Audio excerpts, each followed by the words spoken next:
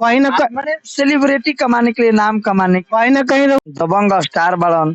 भविष्य में हमने के वो लोग आज स्टारो बन जाये तो वो लोग के जगह पर जाए के बा, तो वो लोग से काम ले के बा। कलाकार हो तू आ अपने से नाम करो, गर्दा करो, दोनों भाई बढ़िया कलाकार हो। आओ का और भी अभी कुछ दिन पहले राउर साथी कलाकार हुए, वो सबसे ज्यादा लागत है कि लमसम ज्यादा से ज्यादा कार्यक्रम उनका साथ होला, जिनका पर बात बोल प्रदुमन प्रदर्शन अवसर राज, उनका लोग के वो गाना रहलक सजनवा भजनवा गावे ले रघुराई के, उन लोग के कहे के बा कि सबसे पहले हम गौले रहनी आ ई गीतिया के खेसारी भी गा देले।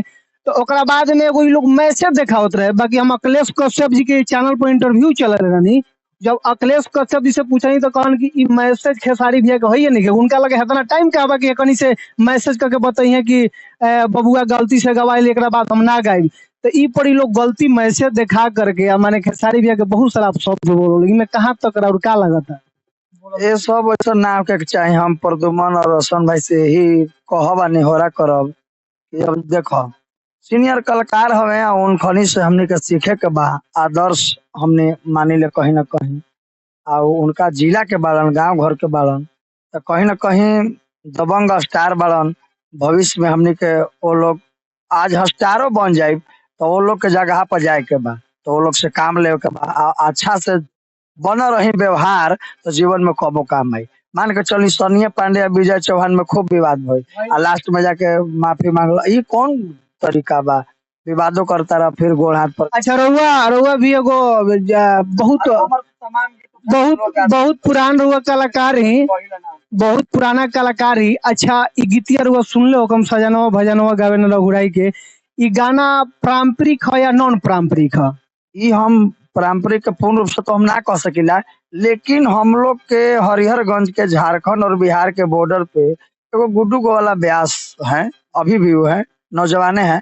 आज के 6-7 वर्ष पहले उनका हमारा जो प्रोग्राम रहे, तो गीत के हम उनका गावल मने प्रथम बार सुनले रहनी है।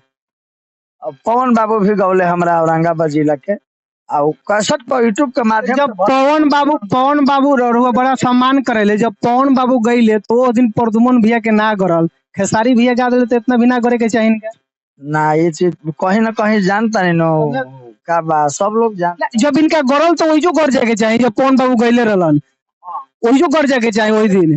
गाना जब खेसारी भैया गा दिले, गाना सब मार्केट में बजे लागल तब न प्रदुमन भाई रोशन भाई लाई बा के बोलता रहे न। पहले से पवन बाबू गवले चाहे तू गवल तो काहे ना बोलत रहला। कहीं ना मैंने सेलिब्रिटी कमाने के लिए, नाम कमाने के कहीं ना कहीं लगामो टाइट कइल बनी तो हेने से माने बोल बाल के मार्केट में बने के का आदत माने की व्यवस्था भइल बा। वही सोचता रन कि केहू तरह मार्केट में रोटी सेके के काम करता रन। ई कुल ना होके के चाहिए। बहुत अच्छा कलाकार हो तू आ अपने से नाम करो, गर्दा करो, दोनों भाई बढ़िया कलाकार हो। आओ का